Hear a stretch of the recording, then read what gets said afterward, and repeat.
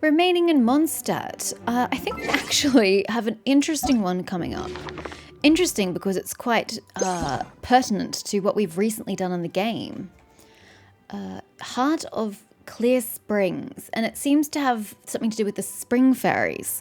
We just had the event quest, the poetry one, that actually gave us some history on the spring fairy at Springvale. So this should be interesting. I wonder if this tells the same tale or whether it's a different tale of a different spring fairy. We'll soon find out. Volume 1. Under the cascading moonlight, a tearful boy made his wish at the spring. A fairy from afar, who had taken up residence in the unoccupied spring, listened in silence to his wordless wish. Spring fairies know nothing of distant memories or deep dreams. They are born of water's essence, faceless descendants of the angels. Thus, when the curious fairy emerged from the water and heard the cry of that boy's heart, she became interested in his life, younger and more fragile than her own.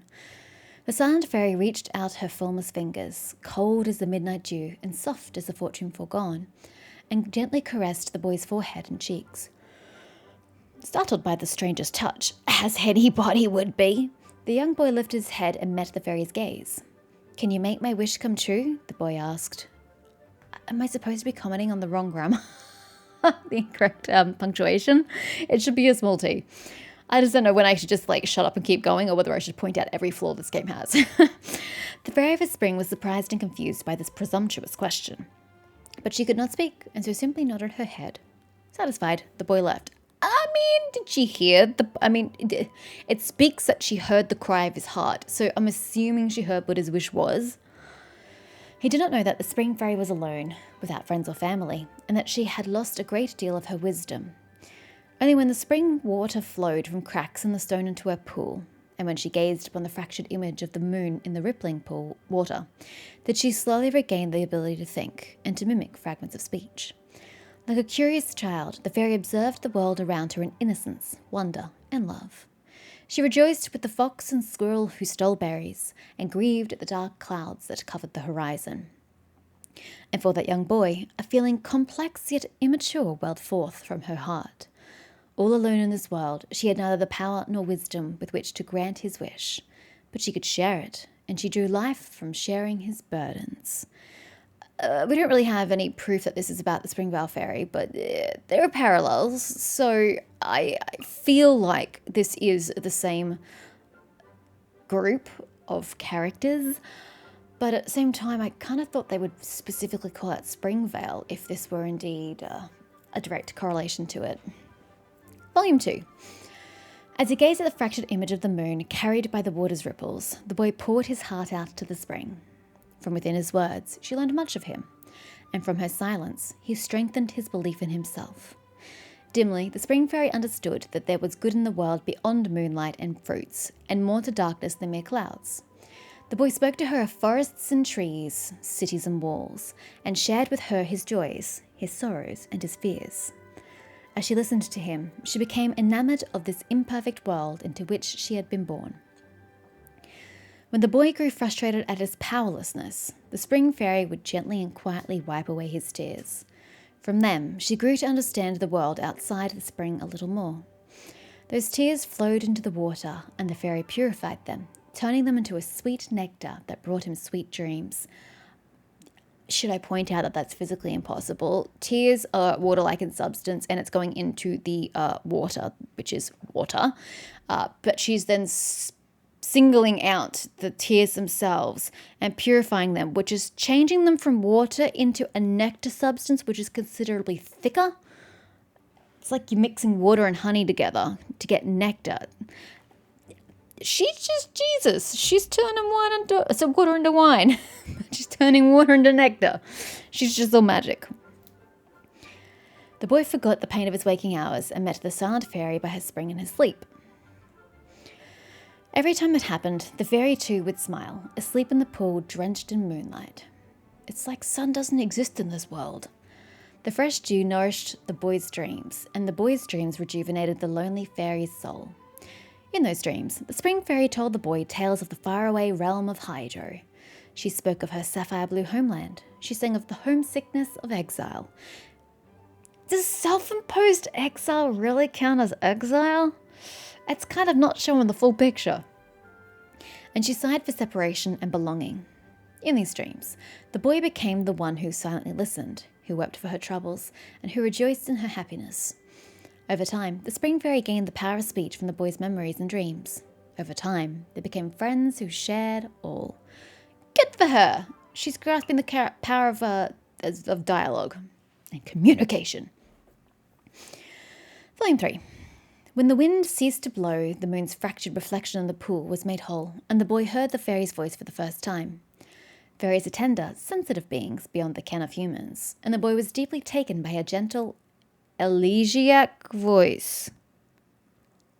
I'm sure there are many other words you could have picked other than that.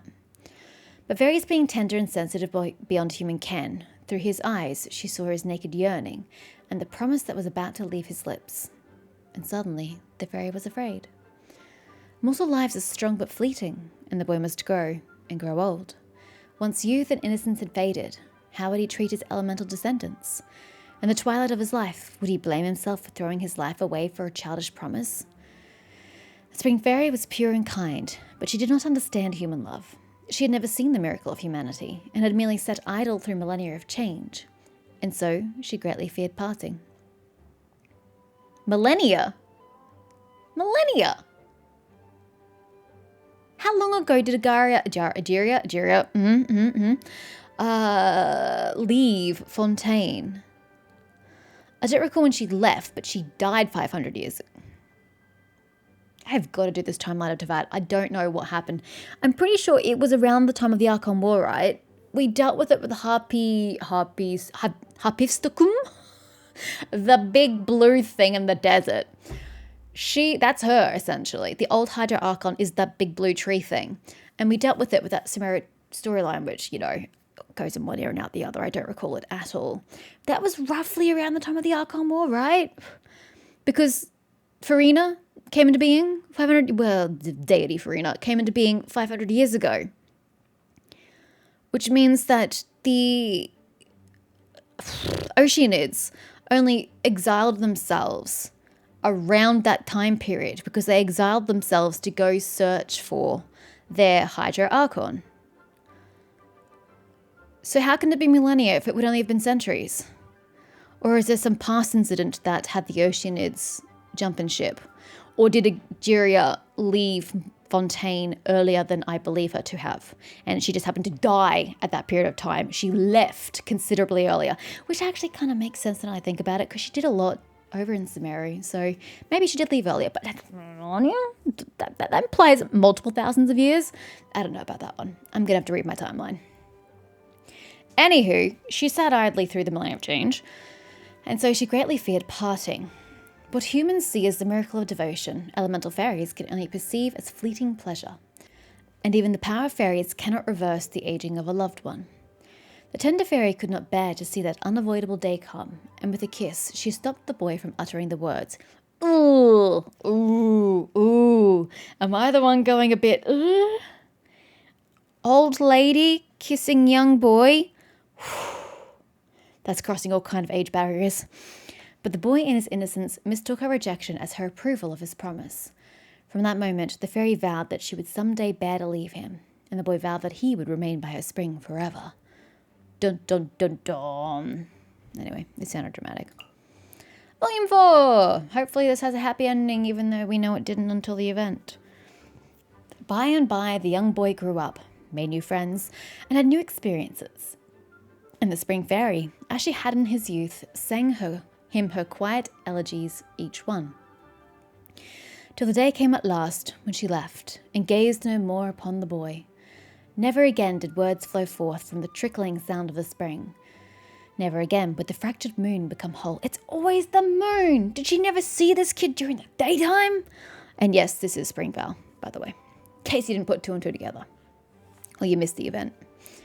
The spring fairy suddenly realized that though she had found a place to belong, and though she had experienced fleeting happiness, she was still alone. The boy, now no longer a boy, could not perceive her flight, and blamed himself for his own solitude. Perhaps she was merely a childish fantasy. He would think this to himself as he listened to the gurgling of the spring. Do springs gurgle? I wouldn't say they did, but okay. But that cool kiss was real, and as the wind that once played with her hair. Suddenly he realized that though he had met and parted with countless new friends, and though he had adventured and returned more times than he could remember, he was still alone in the end. So, as they had done many years ago, the boy's tears fell into the pure pond, soaking into the fractured moon. But this time, the spring fairy did not come as promised. Stubbornly, she turned her back, willing to be the object of an innocent childhood dream, to be a fleeting guest wandering from a foreign land, but unwilling to allow her near eternal life, to break her lover's promise. Legend has it that whenever the rain pours down, the raindrops that fall into the pond mix with the tears of the spring fairy. She can't cry if she's in water, just FYI. To his dying day, the boy believed wholeheartedly in this groundless superstition. But sadly, the spring fairy who fled from her true feelings could never believe it herself. Spoiler alert, it has a happy ending.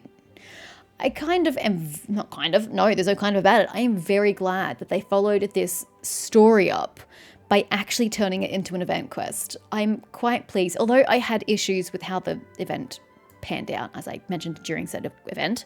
I'm very pleased that we got the end to this tragic story. It's beautiful as well. It's got beautiful themes in it. It's quite lovely without the, pedophilia.